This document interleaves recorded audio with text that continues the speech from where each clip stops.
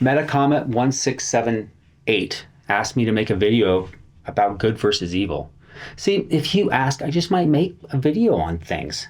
All right, here we go. Another video on YouTube about alignment. And I'm trying to go beyond the black hats versus the white hats. To start, I did what everyone does. I went to YouTube to understand what others are saying on the subject. I know this is hard to believe, especially if you've been watching me for a while, but I have a lot of opinions on this subject. Okay, most subject, everything. But after about an hour of watching why alignment in D&D is broken, or why it's bad or garbage, or why you shouldn't use it at all, or here's how to fix it, I wanted to throw my monitor out the window. Almost every video treats alignment like a coloring book. Chaotic good is Robin Hood and lawful evil is Darth Vader. And that's the depth we get. Movie characters and memes. They pull up the first edition books and they grab one sentence, maybe two out of context, and they build their entire philosophy around that. And some do it to sound clever, and some do it to keep their audience entertained, and some are so close, and they're making intelligent arguments, but they don't step out of their own box and try to really interpret the idea of alignment. And almost none of them actually understand what alignment is trying to say. That is the problem. Alignment has become this buzzword that people argue about online without ever looking at what it was meant to be. Because it's not a personality test.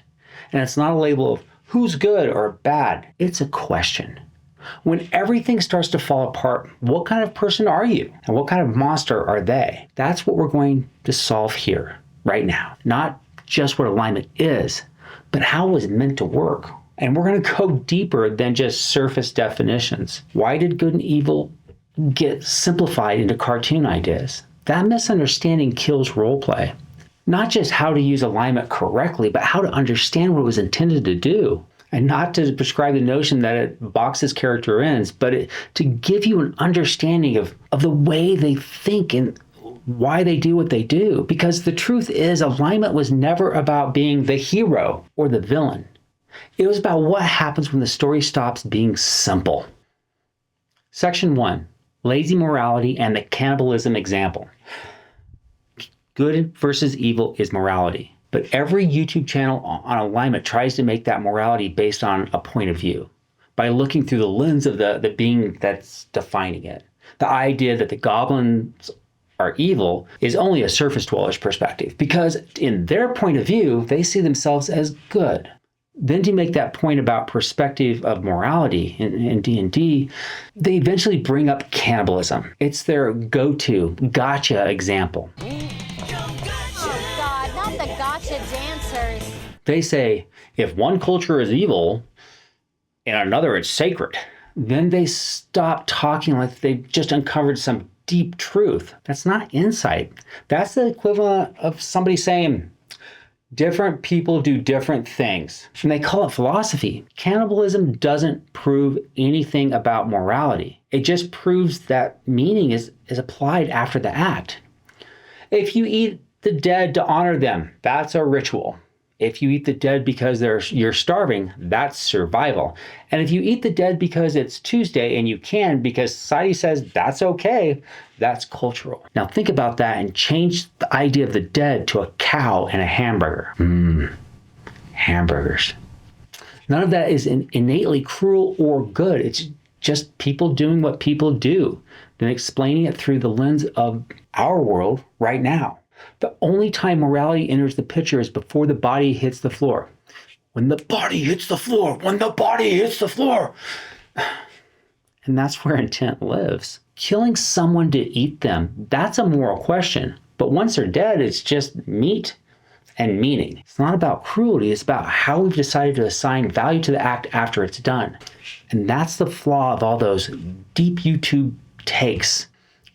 They're not talking about morality, they're talking about manners. And they're confusing discomfort and things you don't like with evil. So let's move past the shock factor and actually look at how Dungeons & Dragons differs good and evil. Not as reactions to what feels wrong, but as a system of intent and justification. Section 2. So what is good and evil? Good and evil are both driven by purpose, and purpose is the determinant. It just decides whether an act is good or evil, not the result and not the feelings, but the reason it was done. We are only going to talk about 1E. Why? Because that's what I really know, and this was the starting point of those 9 different alignments. Yes, this is still applicable to whatever edition of D&D you're playing, or any tabletop role-playing game that uses some form of alignment. In the first edition, Dungeon Master's Guide, page 23 and 24, Gary Gygax defines good as the belief that people are entitled to life, relative freedom, and the pursuit of happiness. Cruelty and suffering are undesirable. Evil, on the other hand, doesn't concern itself with those rights or that happiness. That distinction is what makes purpose the center of morality, well, at least in the game, because both good and evil acts with intent. Both are deliberate, but one considers the rights and happiness of others and the other does not. Here's a great example. After Pearl Harbor, the United States was gripped by fear. The government believed the West Coast was vulnerable to invasion and that spies or saboteurs could be hiding among the Japanese American citizens. And mobs were forming, tempers were running high, and violence was spreading through rumor and panic. To prevent the chaos, the government ordered Japanese Americans into internment camps, believing that separating them would protect both them and the country as a whole. The intent was preservation. It was not cruel. By Gygax's definition, the purpose aligns with good because the goal was protecting of life and stability, even though it fell terribly in practice. And yes, the act itself was incredibly racist. And it was tragic and horrific, and it tore families apart and destroyed livelihoods. But the intent behind it wasn't evil. It was fear trying to protect what it didn't understand. Now, if starvation or punishment or even murder had become the sole purpose of moving those people, the Japanese Americans, to those camps, that would have been evil. Think Auschwitz, because that would have been suffering was no longer an accident or a side effect, but the goal itself. That's the point where intent abandons the idea of life, relative freedom, and happiness altogether. Good can still lead to suffering, sure, and evil can still create order.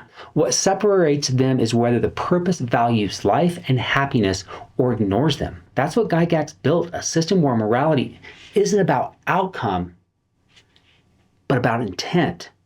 So good and evil are both purposeful, but only one concerns itself with the rights of the others to live, to choose, and to find happiness. Section 3. Let's look at some examples.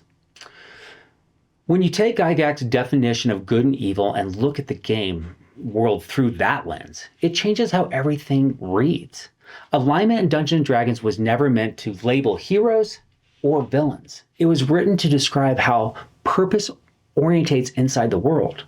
Every creature in those early books had an alignment, but those labels weren't moral judgments. They were shorthand for intent. So let's do some big D things. Well, at least things that start with the letter D from the Monster Manual. A devil isn't evil because it enjoys causing pain. It's evil because its purpose values domination over life. Its entire existence is built around suffering of others as a means to the end. Now, while demons destroy not because they wake up and they're angry, but because they see creation itself as corruption. Their purpose is annihilation. It's not hate. Drow. Their society isn't evil because everyone's born twisted. It's evil because the structure rewards domination. You climb by crushing everyone beneath you. It's not temperament, that's design. And even the good creatures follow purpose. Dolphins are listed as good because they act cooperatively and they protect others of their kind. They're not moral philosophers. They just line up with preservation. And yeah, they still kill sharks, ram predators, destroy boat rudders for fun. And orcas are just big black and white dolphins, kind of like panda whales. Adorable until they eat your familiar. Just happens to be a seal. That's the thing. Alignment in D&D isn't about sainthood or sin. It's about why something acts the way it does. The chart in the back of the book isn't a scoreboard of morality. It's a snapshot of intent. When you see it that way, every entry in the monster manual makes a lot more sense. It's not, these are the good guys and these are the bad ones. It's a map of how purpose collides with the value of life. That's the foundation of good and evil in the game. It's all about what the creature values and what it's willing to ignore to get there. Lawful, neutral, and chaotic. Philosophy and play. Now that we've broken down good and evils to purpose, we can look at the other half of alignment, how that purpose moves. Lawful, neutral, and chaotic aren't personality types. They're systems of moral reasoning, 3 different ways of deciding what's right when the rules or the world don't agree. If good and evil define why someone acts, these 3 define how. Lawful, Kant and the weight of duty. Immanuel Kant believes morality came from universal duty. You act rightly only when your action could become a rule that everyone could follow. That means lying, stealing, or killing are always wrong, no matter the reason. Because once you excuse them, you destroy the rule itself. It's morality through principle, not outcome. That's lawful mind in D&D, action through duty and structure. Picture a paladin standing before a child sentenced to death for a crime they didn't commit, and the only way to save them is to lie under oath, to swear before the court that the child was somewhere else entirely. That lie would save an innocent life, but it would also break the very law that keeps the realm from falling apart. Kant would say there's only one moral choice: tell the truth, because morality once bent stops being morality. That's the heart of lawful thinking. It's painful, it's absolute, and it's bound by duty when it hurts the most. Because this is so difficult to wrap our heads around, here's my favorite example of lawful good. And how could a Buddhist that honors life also be a samurai killing machine? So a samurai is ordered to go kill this peasant by his daimyo. So he rides off, climbs off his horse, pulls his katana, and right before he does the striking blow, the peasant spits in his face. So he sheaths his weapon, climbs right back on his horse, rides back. And when he returns home, he commits seppuku. Why? Dum, dum, dum, dum. You know what? I'm going to answer this, but I'm going to do it at the end of the video. You see what I'm doing here? I'm giving you guys a hook and keeping you to watch the whole video. So let's just go into neutral. Aristotle and the art of balance. Aristotle believed virtue lives between extremes. Courage sits between cowardice and recklessness. Generosity is between stinginess and waste. Morality isn't about rules, but about judgment, about knowing when to bend and when to hold. That's the neutral mindset in D&D. Balance, moderation, and context. Think of that druid that's hunting in a dying forest. If they kill too much, they destroy the balance. If they kill nothing, they starve. And then they're going to fail to protect that circle. The right choice depends on timing, need, and wisdom. It's not written in law, it's learned in practice. That's where moral particularism fits, the idea that every act has to be judged within its own circumstances. Neutral characters live there, and they're walking a really thin line between judgment, and hopefully it outweighs the dogma. The next one is chaotic. Nietzsche and the will to create. Friedrich Nietzsche rejected all inherited morality. He said that the system built on obedience and fear existed to tame only the strong. To live freely is to create your own values and bear the weight of them yourself. That's a chaotic mindset. Self-determined morality shaped by conviction, not command. Think of the barbarian who walks away from the tribal blood feuds. The old ways demand endless war, but she refuses to keep killing people because she no longer hates them.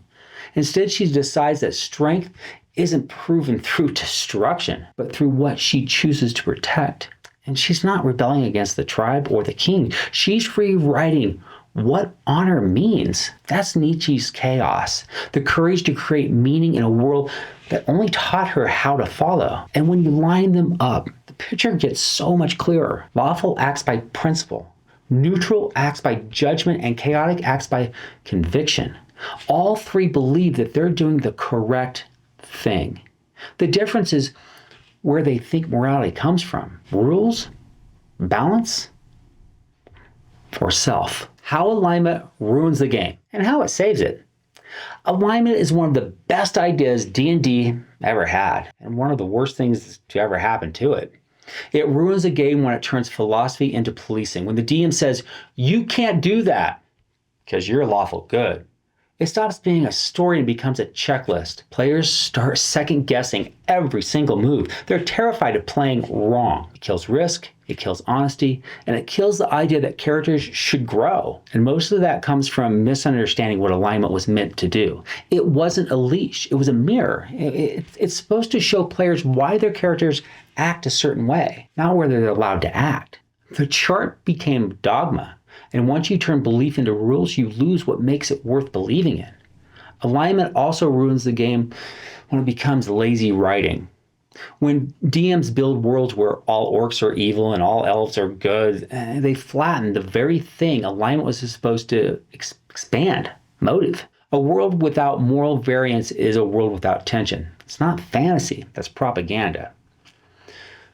But alignment can save the game when it's used as intent instead of identity. The idea is your DM should say things like, you're not breaking your alignment, but you are testing it. When players realize that being lawful doesn't mean obedience, it means principle. When being evil doesn't mean cackling in a cave, it means pursuing purpose without empathy. Used that way, alignment gives you gravity. It creates friction between party members, choices that echo, and moral lines that actually mean something. It saves the game by giving characters a framework to wrestle with. What does right even mean in a world that argues what the definition is? The trick is remembering that alignment is descriptive, not prescriptive. It tells you who the character is right now, not who they're allowed to be. When you treat it like weather, something that shifts, gives pressure, trauma, and growth, it stops being a rule and becomes a reflection. That's how alignment can ruin everything, and it's also how it can make your campaign unforgettable. How I run alignment at my table. My first rule, never write alignment on your character sheet. It's private. It's between you and the DM or GM. Nobody else at the table needs to know it. The moment you label yourself, you start performing instead of playing. You start worrying about what everyone else thinks you are instead of figuring out what you actually believe.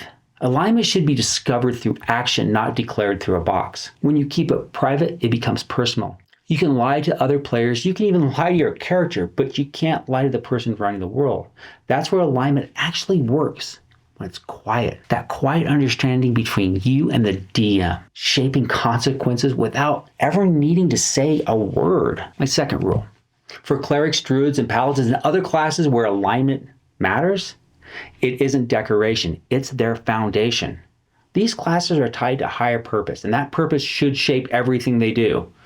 Maybe your chaotic cleric's casting feels chaotic.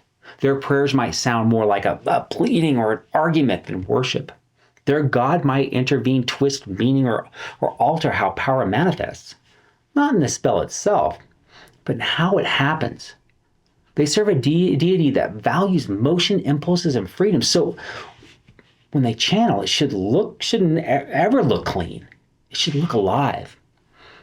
A druid's alignment should define their entire rhythm, because they're not good, evil, lawful, or chaotic. They're balance. And when the world shifts too far in one direction, the druid pulls it back, even when it hurts. Even if they are the one getting hurt, they should not ever make a decision without research or contemplation.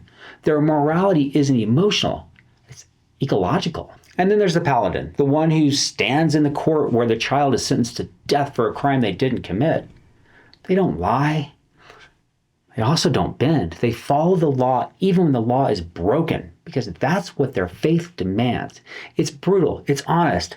It's what makes their alignment sacred. You don't play a paladin to feel good. You play a paladin to see what good costs.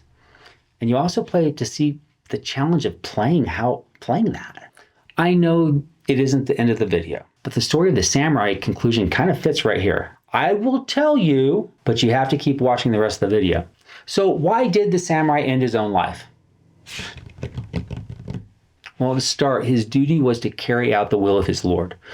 In the mindset of the samurai, the act was no different than killing a cow or a mosquito at the bequest of his daimyo. It wasn't evil, it was good because the intent behind it was pure. He was performing a righteous act guided by loyalty and purpose. But once that peasant spit in his face, he became angry. Now, if he struck the peasant down, it would be an evil act because the intent has changed. He failed to carry out the order because there was no way to fulfill it without ill intent. He was trapped. He was trapped between dishonor of defying his lord and the evil of killing in anger. So the samurai saw only one path left: to save face, preserve his dignity, and uphold both his personal honor and the honor of his station. Took his own life through seppuku. And all you thought playing a paladin was difficult. Alignment should never tell you what you can't do. It should remind you that what you choose to do has weight. When you play that way, privately, deliberately, and with consequences, the game becomes something deeper. Not a morality test, but a mirror. You find out what your character really is and maybe who you are too. If you want to reward alignment, do it very gently. Give small XP bonuses for staying true to what your characters believe. Make conviction feel steady and rewarding. But don't punish players when they drift. In the stressful moments, even the most faithful falter. Let them have weight without turning into failure. Maybe the paladin's prayers go unanswered for a time. Maybe the druid can't hear the forest, or the cleric feels their god go quiet. Then let them find their way back. Because in the real world, and at the table, even the strongest convictions bend under pressure. That's what makes them feel real. Well, at least that's how I run it. Not as a leash, not as law, but as truth. Conclusion: what good and evil really mean? So, does all of this actually tell us what good and evil is? Well, from Gygax's perspective, yeah, I think it does. Good and evil aren't about smiles and mustaches, heroes and villains. They're about purpose, about what a person or monsters value, and what they're willing to ignore to get it. It isn't about who wins, it's about why they fight. Alignment was never meant to box us in. It was meant to make us think. When you stop treating it like a rule book and start using it as a reflection, you realize every action at your table has meaning. That's what makes D&D worth playing. It isn't just dice and monsters, it's morality in motion. In a world where your choices leave a mark, from Gygax to now, that idea hasn't changed. We just forgot that alignment was ever meant to be. The trouble starts when people cherry pick ideas or twist their meaning. That's when alignment turns into something else entirely. Like what so many YouTubers do, watering it down or pretending it doesn't matter at all. It was never meant to punish players or police their characters. It was about showing that good, evil, law, and chaos are all just perspectives. The kind that collide, overlap, and sometimes look the same depending on where you stand. And when you get that, alignment stops being old and starts being honest again. If this got you thinking, drop a comment below and tell me how you handle alignment at your table. Like the video if it helped. You see your game a little bit differently. And if you haven't subscribed yet, I'm just, what are you waiting for? It really isn't that difficult to hit that little button, you know? I don't get it. And before I close this out, a big thank you to everyone who's supported this channel on Ko-fi or gave a super. You bought me some really badass snacks. But seriously, I'll see you on the next one, Fluffyspawn.